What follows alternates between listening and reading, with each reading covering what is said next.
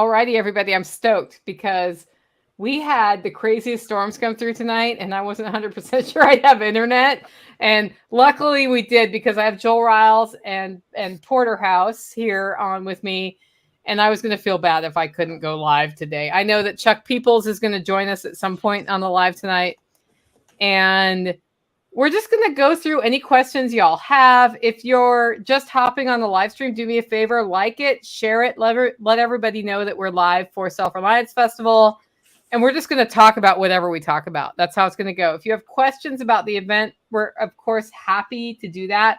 Let's start with Porterhouse. Tell us who you are and how it came to be that you are speaking at Self Reliance Festival.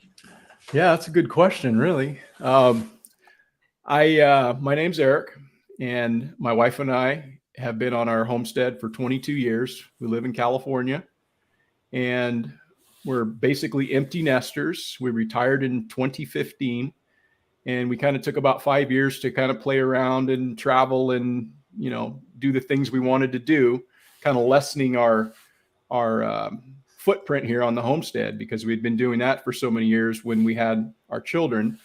And we kind of stepped away from it to some extent during that period. And 2020 kind of came around and it reinvigorated our focus to get back to doing some of the things that we'd been doing for many years. And I decided last October to go down to Self Reliance Festival and meet a lot of the good people that I had seen and heard and seen on the internet. And I thought, it would probably be a good idea if I went down and actually met some of these people in person.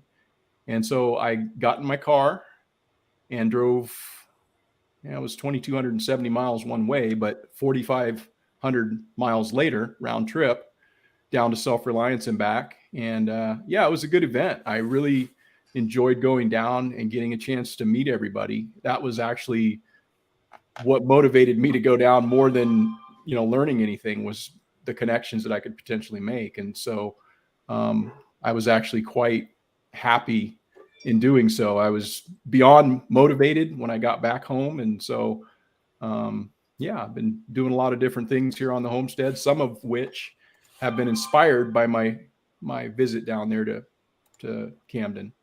Nice. And so that's kind of me in a nutshell, at least short term. Yeah, so here's how this went from my perspective. I arrived early to Self Reliance Festival with a very limited crew to set up, and Porterhouse was already there. Eric. I don't know what I should call you at this point because I know both names. It's all good. Yeah, and he's like, "Hey, I'm Porterhouse. You want some help?" And he worked his rear end off to help us get set up, which I'm very appreciative of. But I really I liked his energy. So that was really fun to have. And he just sort of popped up. And next thing I know, he's inspiring other people to homestead. Because my impression is, Porterhouse, that you already know how to homestead and you have for a long time. And you and your wife do everything that we talk about doing. And you went home and you started showing what you were doing. And I think my favorite video I saw was when you found water on your land in that, in the green spot where, But you started with a smaller following and just built it by being consistent in 3 months. Yep. Yeah. Well, when I was down there, I had a YouTube channel. I think I started the YouTube channel back in 2018, and it was more of a way to kind of just document whatever. Right. And then we wound up hiking on the Pacific Crest Trail, and the channel name changed from, I don't even remember what it was originally, but it became Porterhouse and Teal Hikes because that was our trail names when we went out on the PCT. Mm-hmm. And so it became that. And we've got a lot of content on there from our adventures on the PCT throughout 2 seasons. We hiked 600 or 700 miles in 2020. We were going to do the whole thing, but COVID kind of messed everything up. And then the next year, 2021, we hiked basically from Oregon, Ashland, Oregon, all the way up to Canada. So that was 900 and something miles. And then last year, we were going to hike all the way down. But it just never came to be because we changed our focus and whatnot. But where I was going with that is that at that time when I was in Camden, I had like 350 subscribers on my channel. And I was inspired by hearing Toolman Tim talk about content creation. And it just like kind of resonated with me. It's like, well, yeah, why shouldn't we all just throw our name in the hat? And everybody's got something to contribute, you know? And I think that's kind of what a lot of people think. Maybe they don't have something to share, but everybody starts somewhere. Yep. And so I think it just strengthens us all if we can just share ideas and put ourselves out there and not be afraid to take that step. And so that's kind of what I did when I came home. I mean, I didn't even have a computer when I got home. I bought a computer. We didn't have a website. We've got a website now. I mean, it's just like everything just kind of like, I was super motivated by that. And just kind of been doing the thing, and it's been fun. You've been doing a great job. You know, I think there are not enough homesteading / do-it-yourself / prepping. Prepping's a bad word, I guess. People take that the wrong way, but whatever. Self-reliance sort of channels. Mm-hmm. There aren't enough of them showing you the real grit. Yeah. The I failed or I tried this is what I learned. And you can take the best template from somebody, apply it on your homestead or in your situation, and it doesn't work and you have to adjust it. And showing people that empowers them to fail. Now, before we comment on that, Joel, I would like you to tell everybody who you are and how you got here. Well, thank you. I'm Joel Riles. I run Fortress Canine and Canine Academy. And so we do dog stuff. So we primarily sell protection dogs is the main source of our income for our businesses. And at Self Reliance Festival, we do dog demos where we're sending the dogs to bite and thrash and fight and all that kind of stuff. And then the rest of the time, people can come and love on them and pet on them, and they're friendly and all that good kind of jazz. And safe around cats. Yep, we have a couple cats here. Yeah, this guy likes to join the live stream every time. Yep. And so that's what we do. And it really helped the ideas on the social media and stuff that we were talking about just a second ago really helped us too. And what I realized is one of the things that had held me back for years was I would try to record on like the DSLR camera, and then I would bring it in and I'd have to plug the SD card in and download it onto the computer and then put it in Premiere Pro and then edit it up. And it just got to the point where there were certain times in my life, like when I built the academy, most of that was recorded on DSLR cameras. But I was just like, if I have to do this every time, it's just not going to happen anymore. Like, I just don't have time for that. So like today, literally I trekked for an hour and 10 minutes with Punisher, and we found the guy at the end and everything. And I had a chest mount. I put the phone on the chest mount. I hit record. When I finished, I hit stop. And then this evening I just opened YouTube and said, upload that video. And it is what it is, right? It's just there. And I kind of commentate through the track and stuff like that. But I asked my followers, and I've probably built a following that appreciates this more because I just post the whole process. But I asked, do you guys want to see more of like the finished product, or do you guys like seeing the process? And I just got this huge number of comments coming back, like, just show us the process. Like, we like to see the young dogs doing stuff that, they're not finished yet, but they're learning a new thing, or they're practicing this thing that they've never done before. So they're not perfect at it. It's not like, a lot of the channels, and I'm into the dog world, of course. So I see a lot of the dog channels, and, they're showing finished products, which if you're advertising a specific dog is a great thing. But when you want to see somebody taking a puppy and bringing it up to a protection dog, like, there's a lot of stuff that goes into that whole process, and people just really appreciate getting all of the little things. And it's like, yeah, they're just learning how to cross a beam now. Like, they've never crossed a beam before. Here's how we teach them to do it. And then just making it raw. Like, everybody wants to edit stuff, and there's a time and a place for that. But I think so many people do raw video now that at this point, nobody really cares anymore. It's like they're used to seeing it. When everything was Hollywood or television produced, when you did something raw, it looked weird. But now that YouTube's been around for so long, people just appreciate the raw video. And, if you make a mistake in the middle of your video, just go, well, I screwed that up. Okay, let's keep going. and people just kind of find it funny and humorous, and it builds a personality that, this is who I am. So take it or leave it. If you don't like it, go find somebody else. And you end up building a pretty decent community, and they don't care that it's just raw, and it's just, this is me living my life every day. So before we introduce Chuck, question from David. Somehow I imagine you've had to get blood off a dog while traveling before. Have you? So meaning draw blood, or like? I think he means get it out of their fur. So I've never had to get, not while traveling. I've never had a situation. We get live bit all the time. Like I've got scars all over my hands and forearms from them either going through a suit that's an older suit and it's like, all right, time to replace that suit, or going up a sleeve and getting us in the hands. And in fact, my guy that's training with me right now got live bit twice last week because he was doing bite work with no bite pants on. And so he's fighting. And one of the dogs came out of the vehicle. We were doing vehicle attack scenarios. And she jumped out of the vehicle and just went right down to his ankle. And it just went bam. And she'd never hit legs before. So she just was like, hey, you don't have any protection down there. I'm going to smash you in the ankle. And so he got that. And then another dog tagged him in the legs last week. And so we have to get blood off us more than we have to get blood off the dogs. Because, we're always like, my wife yells at me all the time. She's like, put on the bite pants. I'm like, I got to take my boots off, and then I got to put the pants on and put the boots back on. Like, it'll be fine. And then I get bit in the leg. And she's like, I told you. And I'm like, yeah, I know.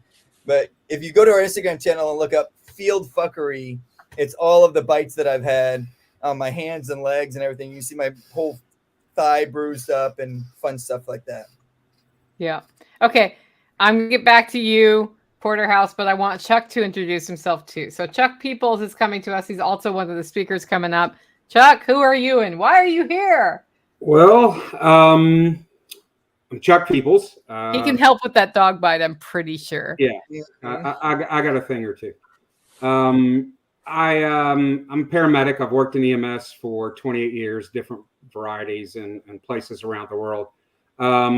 I found out Self Reliance through and this whole community through John Willis, through Special Operations. I was about 2.5 years ago. I was in the hospital for about 4 months, and while I was laying there having nothing to do and kind of feeling sorry for myself, I found John on YouTube, and I guess 3 years ago now, started watching his YouTube videos, and him yelling at me, via YouTube, kind of inspired me. And then I just kind of discovered you, Nicole, and I watched a little bit of Jack Spirico before, but just the whole network. And when first Self Reliance came around, I came down and have been part of it ever since, and met Joel and Eric and just a lot of people that are in the chat, John Witherspoon, and then I started teaching classes. I've taught stuff for many years for other people, and kind of Self Reliance, and through the network, I just decided to do my own thing. And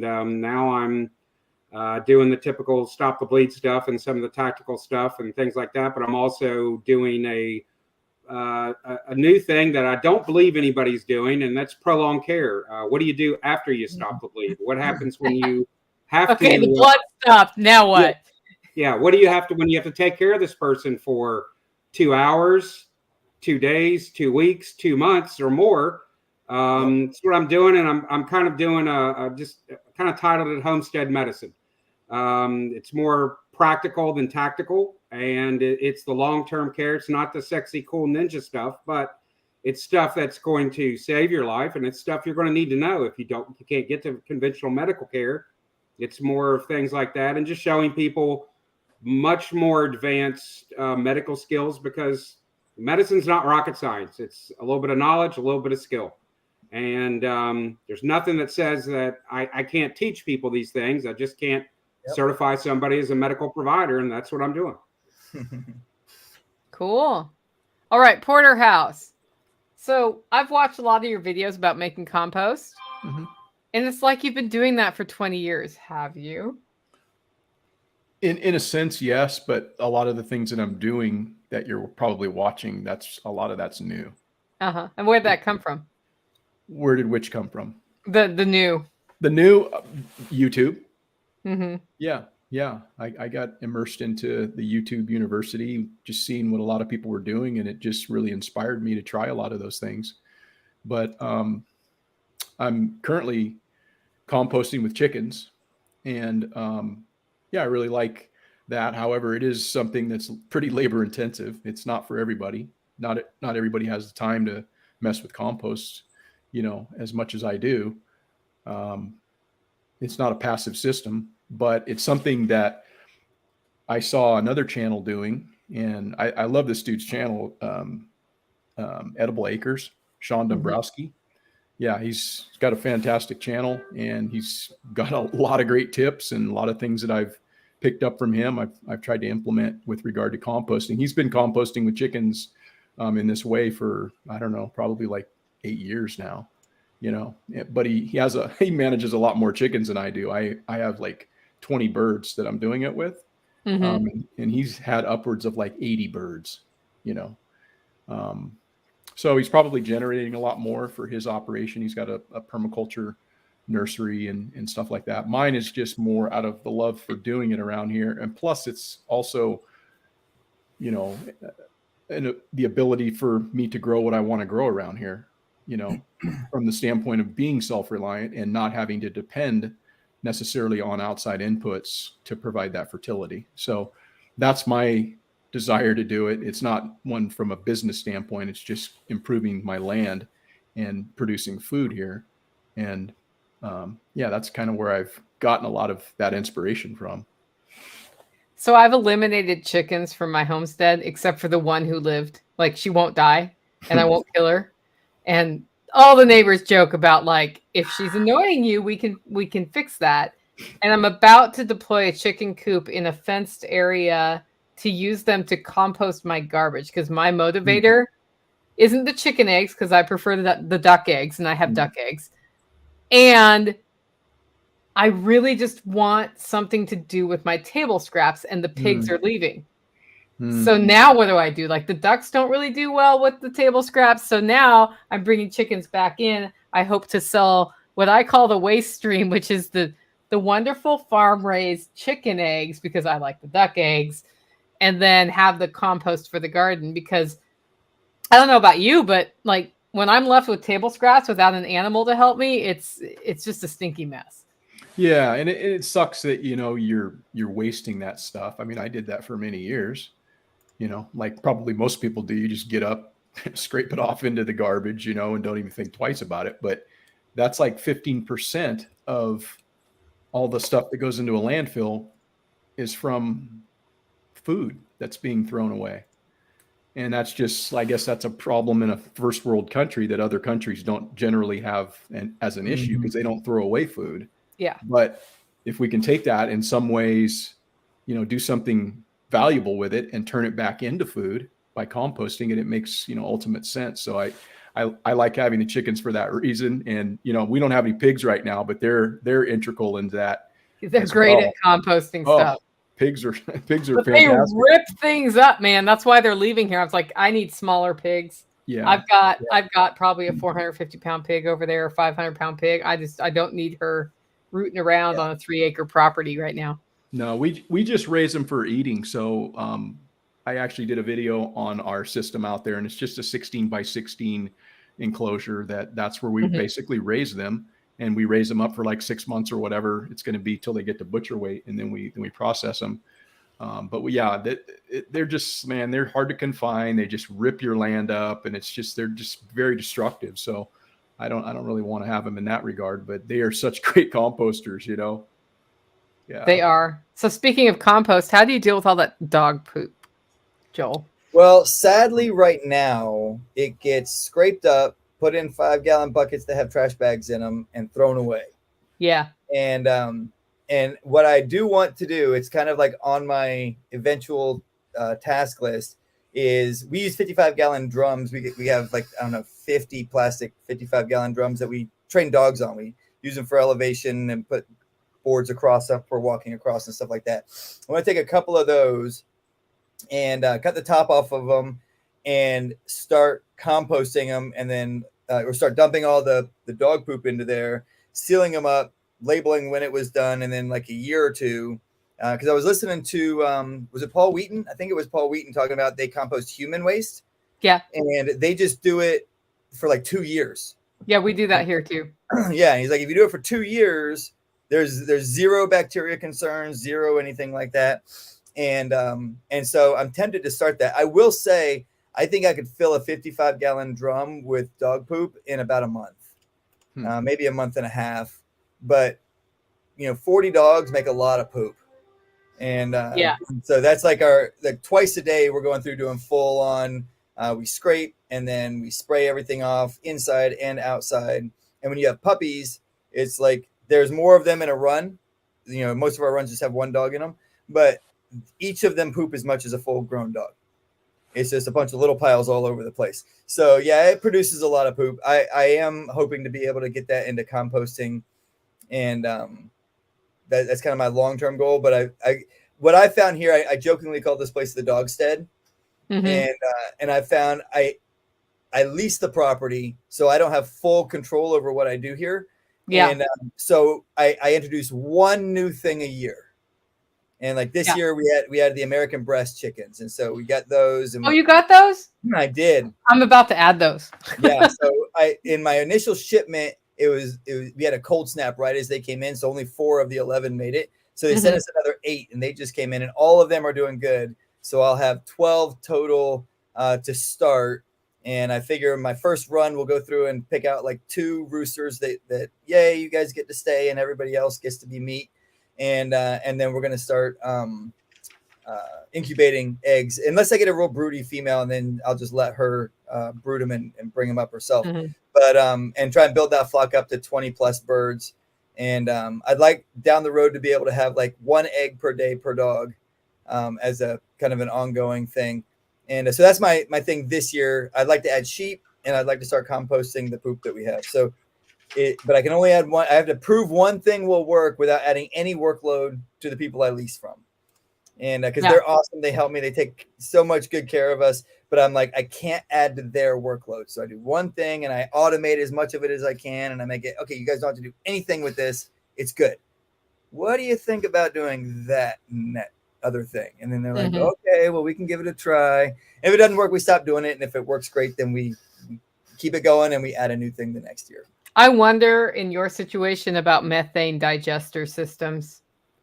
That would be interesting. Digesters that create methane gas, because when I've looked into them, it's always been like with cow manure and kitchen scraps and human waste, but dog waste isn't that different than human waste, really. So that might be something to play with. It's not fun to install those, but then you get methane gas to cook with or whatever. So that's just my thought there. Yeah. Hey, those American breast chickens, I'm not real familiar with them. What are the best characteristics of them? Are they dual purpose, or are they what are they? Yeah, so Jack mentioned them on his show a couple months ago, and he was real interested in them. So supposedly they get to about the same size as what are they called? Barred rock crosses? Are those the birds? I think it's the roasters, not the Cornish cross that get huge, but like a normal 4 to 5 pound bird. But instead of it happening in like 6 or 8 weeks, it's about 16 weeks. But they supposedly are fairly prolific layers.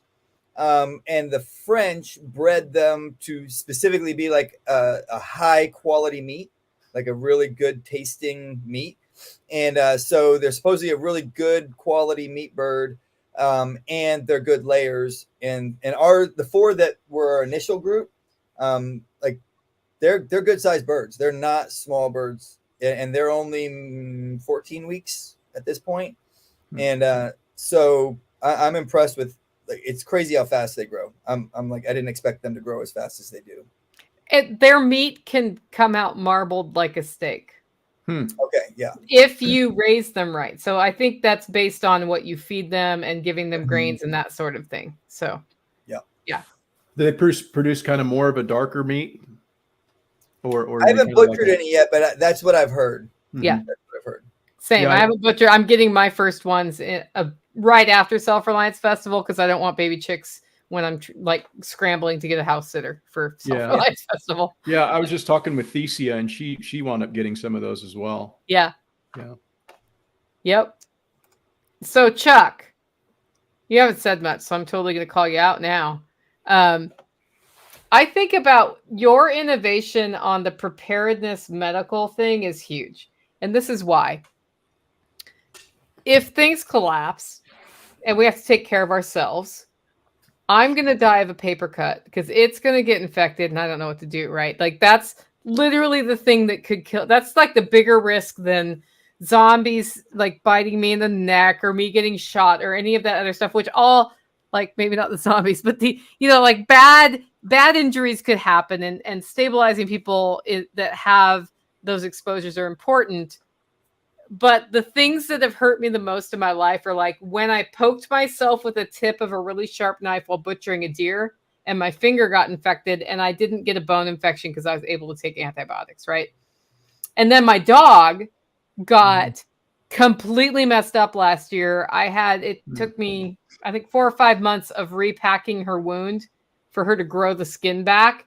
And in that process, I learned so much about wound care that I had no idea about. So like, how do you approach getting people to understand the things they can do? Because now that I know how to do wound care on a dog, I know how to keep a wound clean on a human. And I would have totally neglected somebody under the fear of hurting them to keep it clean, when keeping it clean is like the best thing I can do. Right. Mm-hmm.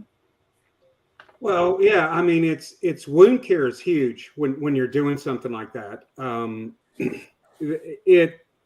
It's cleaning the wound, it's debriding the wound, it's learning how to take care of it, and knowing whether you should close the wound or leave it open. I mean, most for stitches and things like that, most of that is done for cosmetic reasons. Wounds can heal on their own if they're taken care of properly. And a lot of sutures are done simply because it doesn't leave a scar. You can close a wound with staples, a skin stapler, which is, you can order them right now off Amazon. Super easy, Those right? are the things. Yeah, they are. Dog Creek, who's in the chat, he was in a class I taught, and that's one of the things we taught was skin stapling. It's easy. Matter of fact, and a lot of the stuff that I teach crosses over to taking care of the homestead animals, your livestock, because it's a lot of the same things that you're going to do.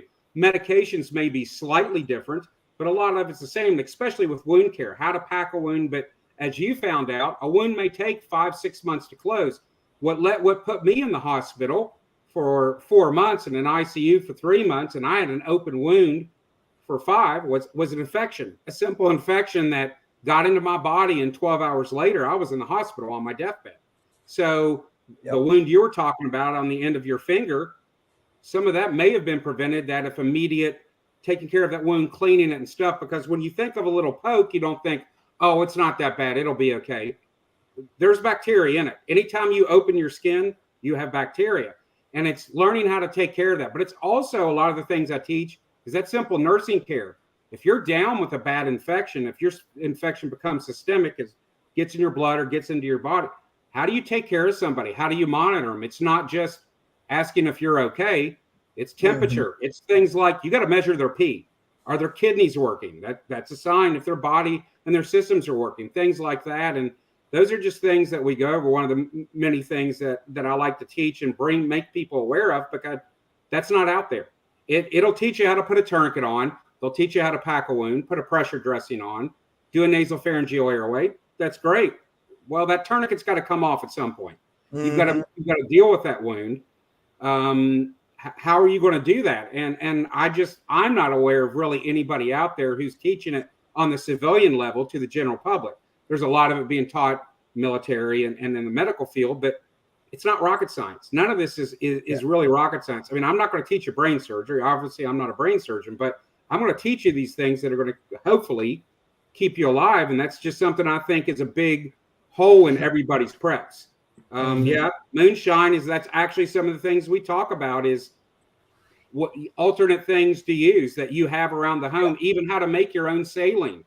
It's also things like people think, oh, I've got to have all this and that. If you have treated water, you can flush that wound. You can clean that wound with treated water.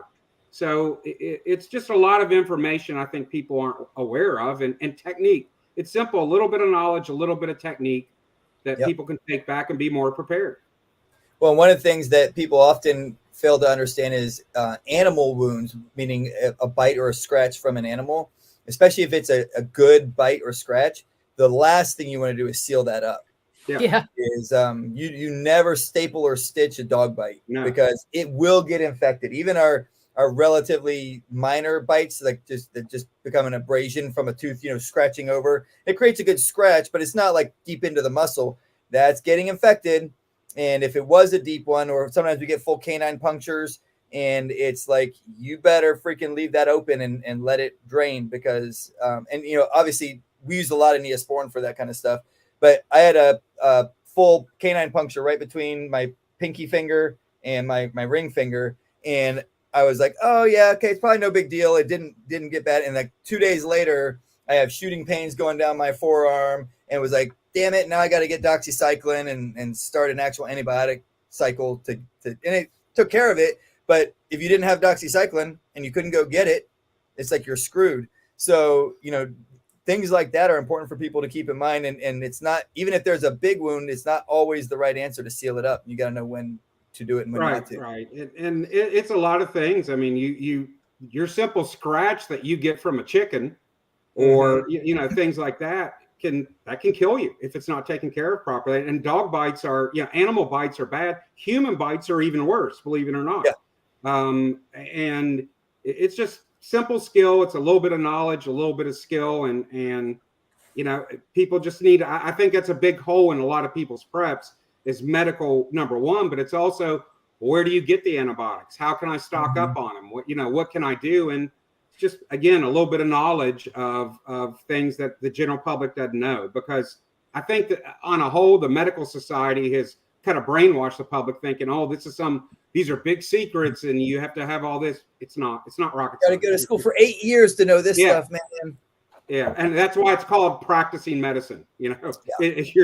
Nobody's an expert. Yep. Well, and I think about it from the homesteading standpoint. I'm sure Porterhouse so Porterhouse has been basically taking care of livestock for many years. And I think when you take care of livestock, you naturally start practicing some of the veterinary things that people who don't take care of livestock would never dream of doing. Like, you might castrate your own pigs, for example, when they're young. That's totally normal on the homesteader level, that within the first 2 weeks of birth, you're castrating those pigs. And if you've not castrated a pig, it's more invasive than doing a cow, because a cow you can band and there are other ways. Like the pig, you have to slit and reach in and pull them out. I know, I'm sorry to bring this up around men, and cut them off.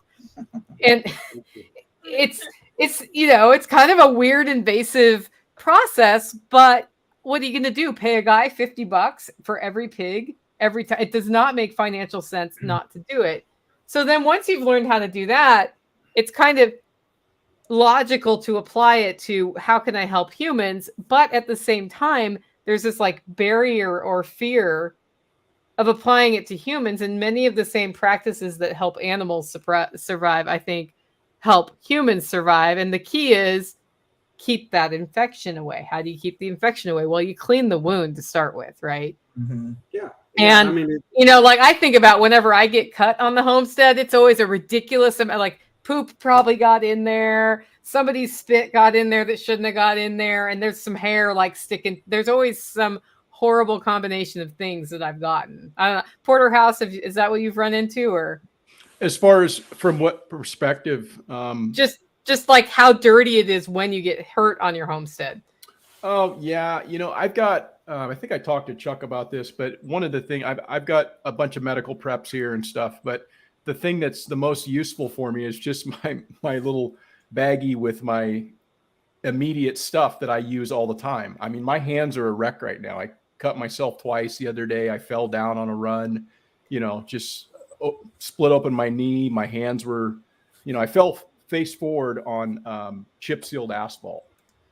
And so it just cheese grated my hands. But one of the first things I did when I came home was got in the bath and soaked it. And then I applied, some kind of an antibacterial, an antiseptic, and then an bacterial, and it's healing fine. But, that's something that you just deal with all the time, whether you're on the homestead or you're just out and about. You're going to have to deal with those boo-boos. And it's best to have some way to address them. And that's like 95% of all my medical stuff is right there in that little baggie with a thing of Neosporin and some Band-Aids. That's about 95% of what you're going to need.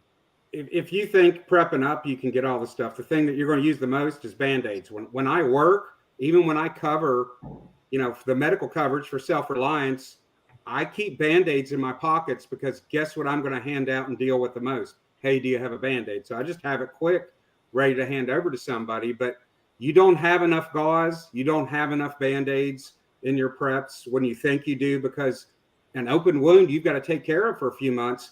When you change that at least once a day, you're going to be surprised how much gauze you're going to go through. Yep. Yeah. So what do you do if you run out of gauze and can't resupply? Well, you're going to go back to the old ways. Look at what they did in the Civil War. They took bandages, they washed them, they boiled them. You're going to do things like that. I mean, when you run out of an antiseptic, well, you've probably got an antiseptic in your supplies. It's called honey. I do in my liquor cabinet. Yeah. You've got liquor. Yeah. I know Jason does. That's but Jason mentioned it. His wife is playing around with tinctures and stuff like that. That's some of the things that I'm learning to do. Is what happens when you run out of the meds. Honey is a great wound care thing. It's something to put on it. It's a protective covering. It keeps it from getting infected, and they've used it for thousands of years. It's just little things like that how you make do. But if you're going to prep up on your medical, buy gauze. Every time you order something, it's cheap. It doesn't cost a lot. Buy gauze, because you can reuse bandages. You can clean them, you can wash them, you can boil them, but you're not guaranteed to get all of that bacteria out. And, it's best to have that. But, there's so many things around your home that you can use for medicinal uses. It's not even funny. It's just learning those things. Yeah, grow comfrey. Yes, comfrey, exactly. It's like, so I've had, I'm not going to go into it, but I've had all sorts of weird dental stuff going on for about 6 weeks now. And I have started drinking comfrey tea or swishing it in my mouth for that reason. And it's making a difference, I think. I mean, it's either that or it's time for me to finally heal. But it's amazing what comfrey can do, or calendula, or any of these things that just grow. They'll grow at Joel's place. They'll grow at Porterhouse's place, as long as you give it water. Because I know you get dry where you are. Yeah. It'll grow at Chuck's place, right? It's an amazing and very healing herb. And to me, it's interesting because I like to find out, okay, like when I'm in pain, I'm going to want a Tylenol if I can get a Tylenol. But if I can't get a Tylenol, well, what other things will help me deal with pain? Turmeric can lower inflammation, which helps with pain. Willow, like white willow bark, can help. That's what aspirin is made from. There's all these other things that can help with pain that they're not going to fix it. But it's more pleasant than just like, right? Even clove oil is an actual clove oil's awesome. I have a whole thing of that now. Yeah. I mean, there's so many different things that can help you with those things. And it's knowledge. And that's just some of the stuff I'm trying to bring about to people, because, people want to be prepared. They stack the food, they get the water, they've got the animals and everything, but it's going to be the medical thing that knocks you down. It's not, do you need to be prepared? Do you need to have the firearms training and everything? Absolutely. It's essential. But, I always go back to, if you carry a firearm, you should carry a tourniquet too, at least at minimum have medical, because guess what? If you need to use that firearm, there's probably those same projectiles are coming back at you,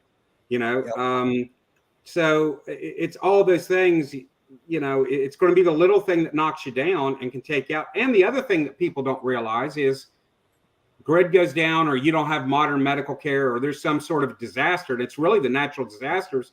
When you lose your ability of clean water, sanitation, things like that, that's going to get you. You're going to see disease that we don't see here in the U.S. You're going to see typhoid. You're going to see waterborne disease, food diseases, food sanitation, regular sanitation. All of those things are important that people just don't think about. And you need to be prepared for it. Berkey water filter, one of the best investments we ever made. Okay, so you guys know about the chemical spill in Ohio, right? Have you heard about that one? I heard the whole train derailment. They burned the. There's a cloud right now. You didn't hear about that? Okay. What was the chemical? It was I'm on the Ohio River. I'm down. Yeah. Anyway, so I can't remember the name of the chemical right now off the top of my head because words are not wordsing tonight, but it's starts with a P, I think. Phosgene? No. It's not phosgene, is it? I'll just look it up on Google. Come on. Ohio. There's a few different ones with that hydrochloric Yeah, but it acid. turns into hydrochloric acid when it's it's a whole. When it mixes with water, right? Vinyl chloride. Thank you. Vinyl Yeah. chloride. Hmm. So then I'm like, well, I have a Berkey. I wonder if it filters out vinyl chloride. So I had to go look. And you know what? It does. Berkey's pretty impressive. The one thing I did I was discover, like, dang, they either put that up because they were selling because of the result of that or whatever. Because like, we don't know how far that's going to go exactly. yeah. Which one did you get, Joel? Well, I've got a couple. I like the bigger ones because big they just Berkey? hold more water and you don't have to. So I've got the Queen and the Victoria. And so the big Berkey holds, I think, a gallon. So it's actually, they call it the big Berkey, but it's not that big. It's like, it's about the size of a gallon jug, 2 or 3 stacked on top of each other. So the Victoria, I think, holds 6 gallons in the, when it's filtered. So it's got essentially 12 gallons of capacity because you pour it in the top and it filters at the bottom. And but the one thing that the Berkey doesn't filter is fluoride. Correct. So if you're trying to filter city water through the Berkey, like you'll get a lot of the taste of the Berkey, and it improves the taste significantly. But they make a filter specifically that filters fluoride. Well, the thing when you look into it that you realize is it filters the fluoride out, but it adds aluminum into the water. So what we did when we were in Kentucky and we had city water that I didn't want fluoride and I didn't want aluminum is I took 2 Berkeys and stacked the filter elements double. And then in the top, it filtered the fluoride. And then it did another through the standard Berkey filters, which do filter out the aluminum into the bottom. So just look into those sorts of things. If that's a concern, if you're on city water, you basically have to do a double filter. You have to filter the first one that takes out the fluoride, and then you have to filter the aluminum out, which the normal filter does, but you have to run it through another cycle. So, but yeah, I talked to several missionaries that ran Berkeys, and they were like, literally, we would pour muddy water into the top, and it would come out clean. Now you have to wash your elements more often when you do that, but they're like, you just use a green scratchy pad and just gently brush it, and then kind of wish it in a like a river or whatever, and it's ready to go back in and filter water again. And I think each filter does something like 10,000 gallons. So if you have the 6 or 8 filter elements, like I always have a spare set of elements, but it's if they break, not if they run out, because I don't think I'm going to filter that much water in the next 10 years. Yeah, so the reason I went to Berkey is it filters all the yuck out, but it leaves the hard, like the minerals in. Mm-hmm. And my theory is getting my minerals from my water is better than getting my minerals from vitamins. And so here, because I'm not on city water, I get the minerals still. If you add the fluoride filter, it takes the minerals out. So that's just something to know from a keeping healthy standpoint. You want to know a fun fact about Berkey? Yes, I do. Can't get them in California or Iowa. Oh, no. You want me to bring you one? I mean, yeah, I'm Big one at the Self Reliance Festival. Yeah, I should. Of course, that's gonna have to be shipped back because I'm flying out. So. Oh, yeah. But that's crazy. I actually called and talked to him, and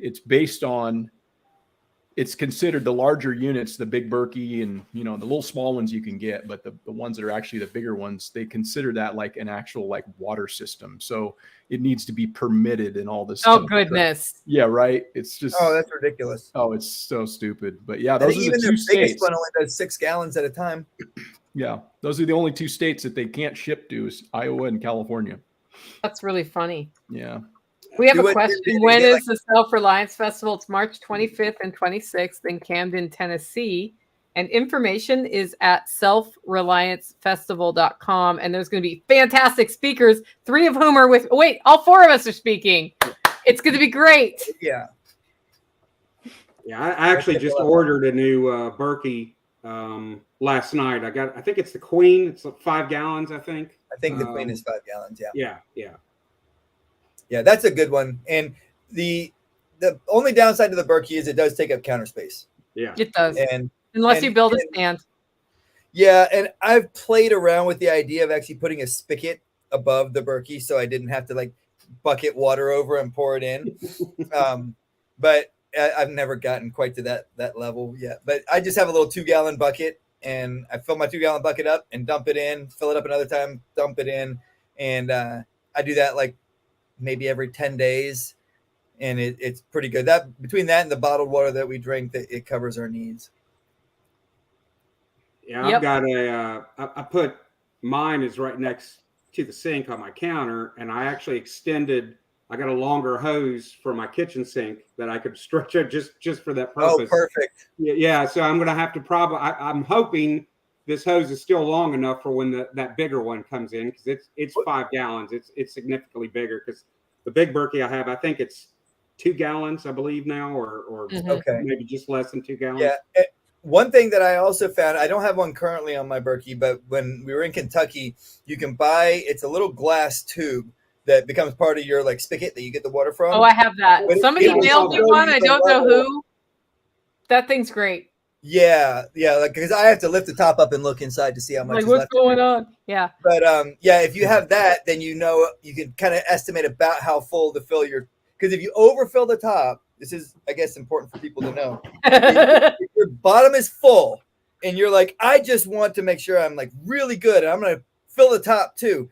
It leaks. It keeps going. Yes. So if the bottom holds 6 gallons, you can only hold 6 gallons in it. You can't add another 6 to the top, because as it filters through, and it's slow, but it will leak over the rim and then down the edges, and you'll end up with a big puddle on the floor. So you don't want to overfill it, but having that makes it kind of easy to estimate how much should I put in the top so that I don't overflow my bottom.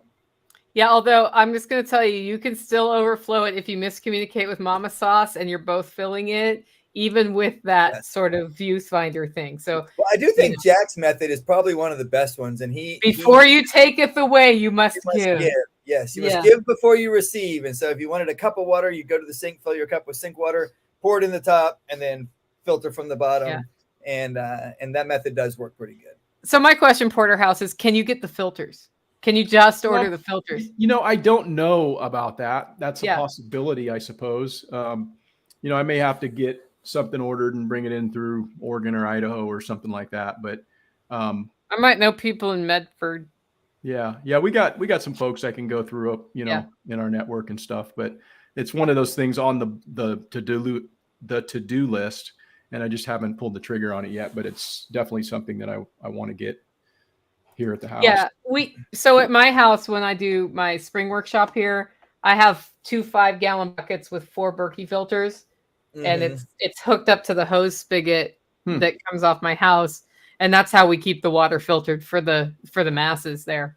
Oh, that's super cool. You just run the filters in a 5-gallon bucket? Yeah, so it's a 5-gallon bucket. The filters are mounted to the lid of the one below, right? And then it snaps. So I can actually show you pictures of it, but Andy made it for me, and it was because they were tired of putting water through like 3 different Berkeys that we would bring from everybody's houses here. And he's like, why don't we just make one that we can hook up to the hose spigot? And it's just all the time it works, and it did.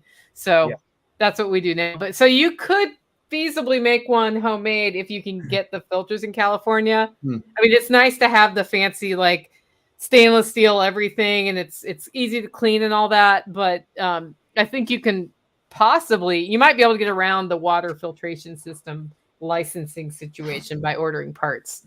Yeah, that's probably a good point. Not that I would encourage you to do anything illegal in California, mind you. No, I actually called and talked to the lady there at the place at Berkey, and that's what she had told me directly, is that's the reason why they can't ship to California and Iowa, is because they consider it a water system.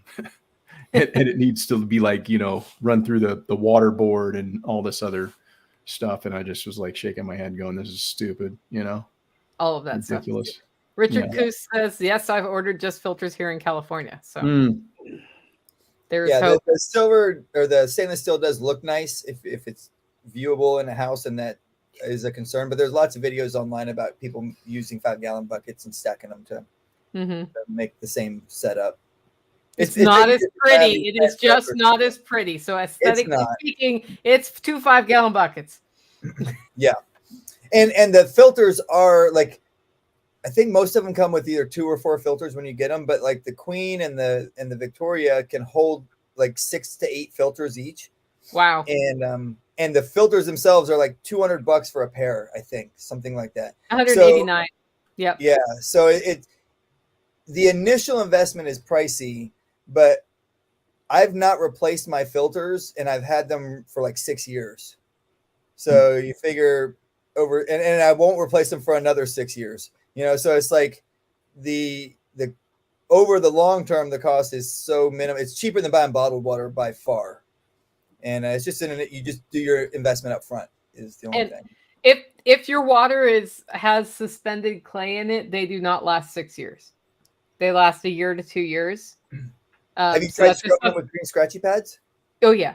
So that's just something to know. I actually have on my water system, I have spin down filters and some other filters, and now my Berkey filters are lasting longer to get that suspended clay out. But suspended clay in water, it has not, in mine, it doesn't settle out really. And so I've had to find more. I'm just working on more creative ways to get it out, but then that clogs my filters in the Berkey more. But for $189 every year or two, once I bought the initial system, it's still not that much money, and it's still a lot. Like, price aside, the time I used to spend carrying 5-gallon jugs to Walmart to put it through their water filter and come home with the 5-gallon jug that you could put upside down on the water cooler, or buying bottled water and carting that crap around, it was worth it just from a time standpoint. Yep. And then, like $189 once a year is not a big deal for that, or once every other year. And as I said, now they are extended longer because I'm dealing with my suspended clay. I finally figured out what my problem was. I was like, I know that there's sediment on my filters when I do it, but I don't know why, because I don't see it in the water. And when I put it in the jar for 2 weeks, nothing settles. And I was like, oh, it's suspended clay. And then I started looking that up, and there are things you can do about it. So cool. New problems. Yeah. I've never experienced that before. It's holler specific, man. I have a beautiful water system.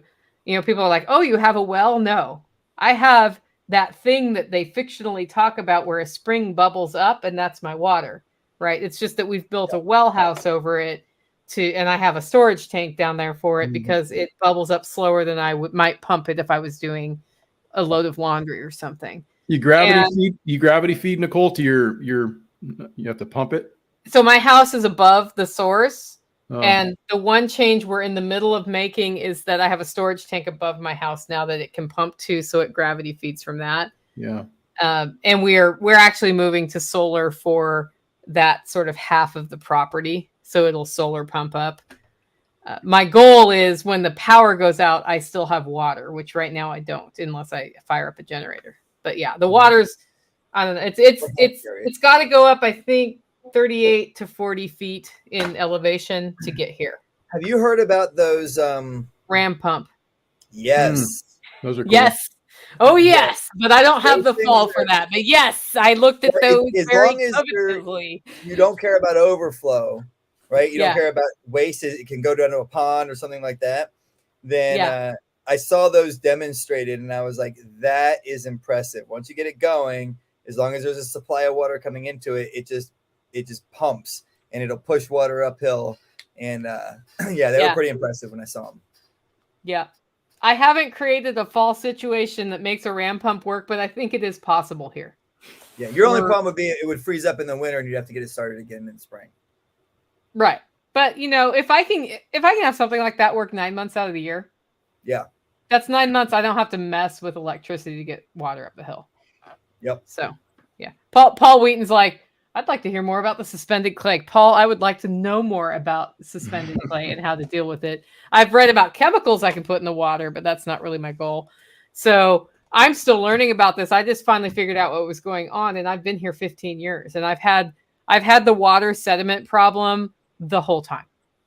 Like when I moved into this house originally, somebody else built it. There was water to flush the toilet, and there was like a tiny dribble coming out of the kitchen sink, and that was it. No water worked, and that's because the pipes were full of crap from the spring, right? And when it took me months to figure. I was just like, well, I had other priorities here besides the water. And then one day I'm like, I wonder if the reason because I thought it was a pressure issue. I thought it was a water pressure issue. So I kept trying to dial up the pressure at the pump house, right? I wonder what would happen if I just, like, I don't know, took this fixture out and just opened this valve, and then like water in my face and sand up on the ceiling. And that was not the first time. That was not the last time I had, 60 PSI of sandy water straight in my face. But it wasn't until recently that like I got the sand out, I got a whole bunch of things done, but that there was still stuff clogging stuff up, and I had to figure out how to flush it. Because it's a natural water source, man. When you're dealing with your own water, you have to figure stuff out, right, Porterhouse? Are you on city water? No, negative. Yeah, you're on well? Yeah, oh yeah. Yep. It's we've been pretty good. I mean, our well is good here. We do wind up getting a little bit of sediment later in the year when things start to get a little bit, not so much rain. Yeah. We'll get that at one end of the house, but it's not like we have anything in our tap in any of the other faucets that we have. And I don't filter anything. I never have. I grew up on well water and drink well water here. It's not like I filter anything, and it tastes good to me. It's coming out of pipes, whatever. I don't know. But yeah, we're on well water. But I'm really trying to focus on trying to get some kind of a secondary collection. Yeah. My hope was to take what I captured and pump it up to the highest elevation of my property, but that's only going to gain 41 feet, which is only going to give me 17.5 PSI. Yeah. And so it doesn't pencil out for me to do that, to draw attention to that project for 17 PSI, because I'm not going to, it would give me some pressure in the lines, but it's not going to be something that I wouldn't have to boost anyhow. So I think I'm just going to run it straight over, put it in a storage tank, and then I'll boost it from there, Yeah. Well, you could build a giant water tower. Yeah. I'm sure the people in California wouldn't have anything to say. They wouldn't care at all. No, they'd be like, just make it look like, like paint it like a big tomato. Yeah. My neighbors are cool. I got cool neighbors and stuff, but people are nosy, Yeah. Where in California are you? Where are you at? Northern Sacramento Valley. So I'm in the northern part of the state. Yeah. I was in Humboldt County for a while doing a security job on a marijuana grow field. So okay. Yeah, I used to work over there. Yeah, the state's gorgeous. I totally appreciate why people move and stay there. Yeah. And I used to do a couple races in the Santa Rosa area when I was racing triathlon way back in high school, college. Uh-huh. And then going to Northern California for that job, I was like, yeah, if like I could see why somebody would want to just live here. Like this is amazing. But I don't get the politics. It's just never made any sense to me. Yeah, geographically, I think it's I don't know if there's a better state, quite honestly. I mean, it has so much to offer, but it's the political climate that has really, taken this state and made people that love this state not want to love it anymore, because they've made it, so punitive for people to try to just live their lives, And is it true that it sounded to me like it was a situation where, what is it, LA, San Francisco, and is there another one?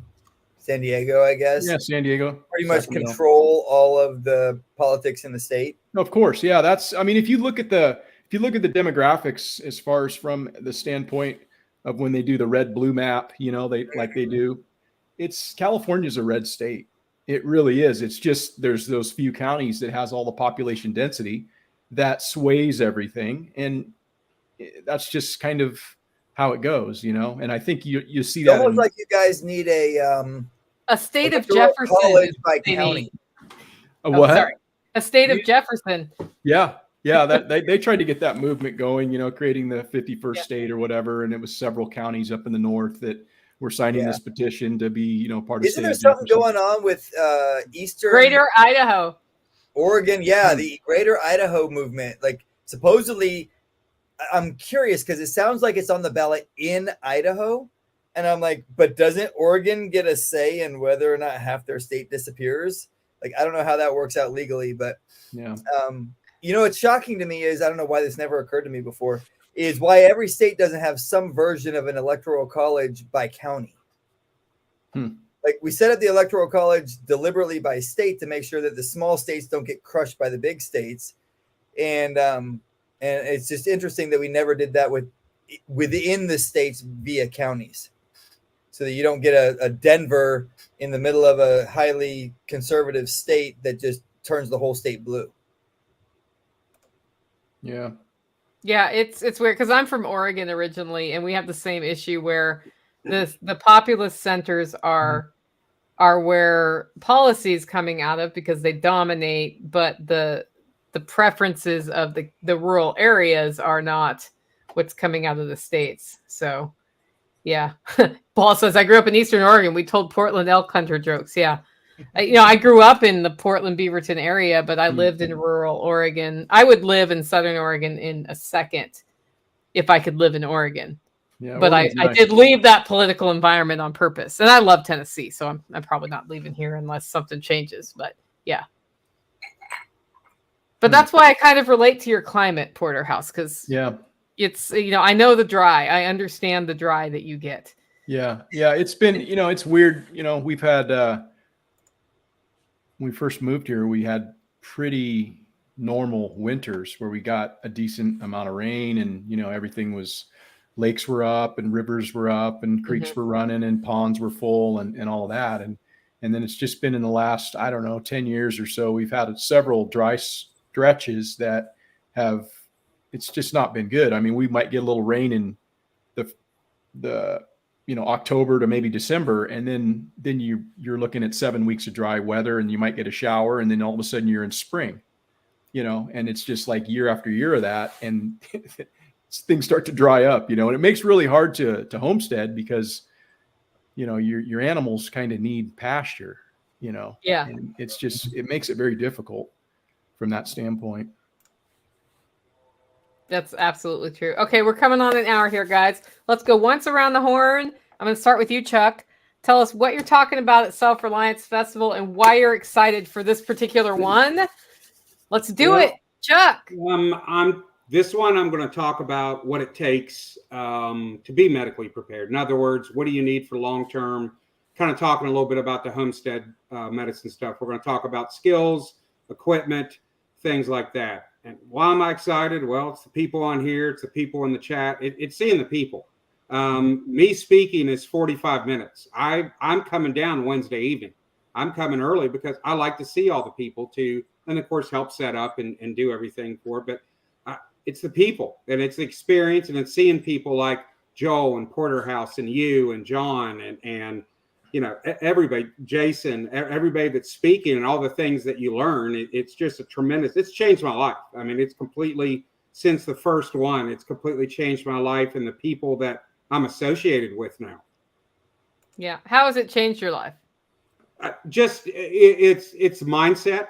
It changed me. It's what I started my own business was because of that. It's because the people I've talked to, it's the inspiration and actually seeing that mindset, the different mindset. Yeah, I can do this. I can manage this. And also just seeing the broader picture of, where I want my life to go. Instead of talking about it, I'm doing it, and I'm making those changes. And it's just that simple people. When you surround yourself with those type of people, it rubs off. It has that effect. And that I just want, that those are the people who inspire me is the people I met there. Cool. Okay, Joel. Well, it definitely is a very motivating community, right? Like they give you good kicks in the butt and tell you, hey, knock it off and get to work. Like quit making excuses. But I'm excited to be there. We're going to be talking. We did our last 2 talks on using protection dogs in your home defense kind of design and planning. That felt a little old on the last one. So we are talking about the 3 most likely attack situations and how to deal with them and plan for them. And it's from a very realistic perspective. It's, a lot of people are, they're like, oh yeah, if somebody comes into my house, I'm going to get my gun and shoot them. And I'm like, well, where's your gun? Is it upstairs in your cabinet, your dresser drawer? How's that going to work out for you? If your plan is you've got a shotgun by the back door, first of all, is it actually there? Secondly, are you picking it up and having it in your hands every time you answer your door? That seems kind of like cumbersome. And so going through and actually talking about the most likely situations that could happen, what should you do to, like, how should you plan to actually deal with those situations in a realistic manner, not like, you know, a movie setting type situation. And then are you actually putting the things in place that make that plan functional and effective should something bad happen? And so that's what we're going to talk about during the actual presentation. And then, of course, we're going to do lots of cool dog deployment demonstrations. And John is brave enough to give us permission to put people in the bite suit, should you desire. So there's a waiver that says, hey, you could die today. You still want to do this? And as long as you're willing to sign that and jump in the suit, you can jump in and get bit by one of our dogs and kind of feel the force that they use and stuff like that. So that's kind of fun. People like jumping in for that. I'm going to be, I did confirm with one of the guys that started training with me a couple months ago, he's going to come with us. So I will be able to actually deploy the dogs, which is fun because I deploy them a little differently than my wife. I've been the guy in the suit and my wife's been deploying the dogs, which she does good at. But she doesn't come and throw me on the ground and tell me to stop fighting and put a dog in a clutch right beside me and say, if you move, you're going to get bit. Do you understand? And so we're going to run a few more, like the scenarios will be a little more scenario based. And so that should be fun. And if people want to come and pet on our dogs, by all means, come up and you'll get to see our dogs snuggle and love people. And then when there's a threat, they're like, yeah, I should probably kill that guy. So that's what we do, and that's what we're looking forward to. I just love talking to the people. I love everybody that comes up to the booth. Nicole and John are gracious enough to give us like the perfect spot on the property where everybody walks in and walks right past us. So we're just looking forward to it. And surprisingly, my kids love coming. Like they're like, we get to like work at the table and do all that kind of stuff, and that's awesome too. You know, what's funny is I think every spot on the property is the perfect spot because you kind of have to walk by everything to get everywhere else. It's a good location for the whole event. It's perfect for your dogs. It's perfect. Okay, Porterhouse, what are you talking about? What are you looking forward to? I'm going to be talking about building soil in the backyard and coming at it from, you know, somebody who has done it for a little bit of time, but not from the standpoint of I'm some kind of an expert, but just kind of there to share some of my observations, and hopefully I can inspire some folks to look at composting if they're not doing so already. Yeah, that's kind of essentially it in a nutshell.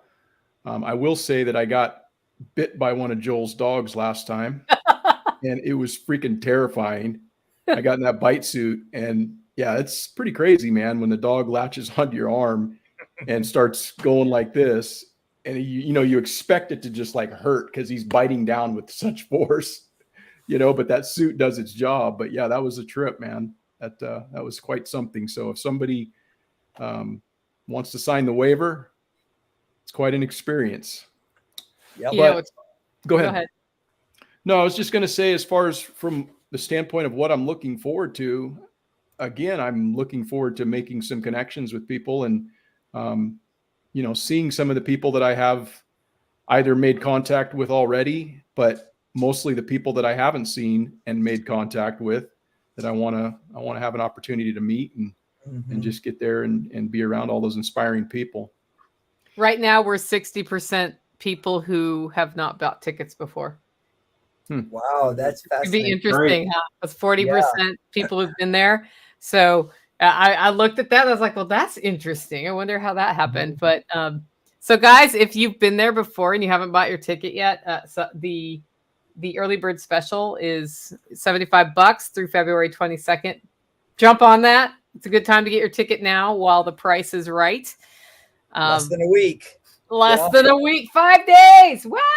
I'm going to be speaking about smart homesteading. I'm going to share my journey of a lot of the mistakes I made in my homestead design. And I'm going to talk a lot about homestead mindset, because you can homestead if you are in an apartment, if you are in a suburban home, if you are in a city home, if you are rural, any of it. It starts with mindset and choosing how to make your home work for you. And I made a lot of mistakes in the last 15 years that I've learned from. So I'm going to talk about just 4 things to think about as you're setting things up to help set yourself up for success. Learn from my mistakes so you don't have to make them too, because I spent a lot of years making mistakes. And, it's funny. Porterhouse says he's not an expert on making compost, but I have seen videos of this man making compost. He's pretty good at it. He might be an expert, capital E. But the people who say they're not experts are usually the ones you want to listen to. Yeah, I might be an expert at I'm an mistakes expert. on the homestead. Yeah. If you hear somebody claiming they're an expert and saying, look at me, maybe, but maybe not. But the guys who are humble, those are the guys you want to go follow. He knows what he's doing. And one of the things that I don't know that he has represented to us, the guy knows how to take care of livestock. Mm-hmm. He's accomplished at raising livestock. So if you are thinking of getting into livestock, come to Self Reliance Festival and talk to him in between sessions and find out what he knows about cattle and other things that he has raised, because he knows a lot. And I think when you get into something like homesteading or medical or anything, it becomes something you do every day. So you're like, it's no big deal. But to somebody who's starting for the first time, like just keeping a chicken alive for the first 3 weeks of his life is a big accomplishment, right? Yep.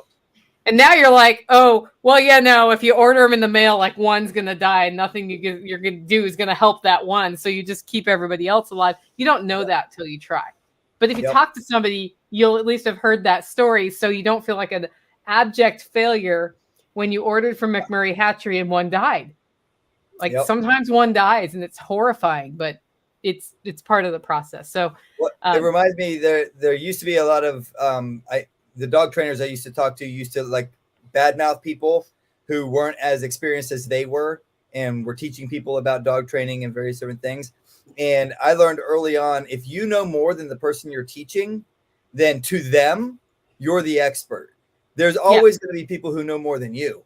Yeah. But if you can teach somebody something and make their life better, then and you have any desire to do it at all, then just do it. Like you don't, just because there's somebody who's more experienced than you doesn't mean that you don't have something to contribute to all the people out there. And often the people who are super experienced, they're so high in their level that when they bring it down, it's still so complicated to the people who know nothing that they can't even wrap their mind around it.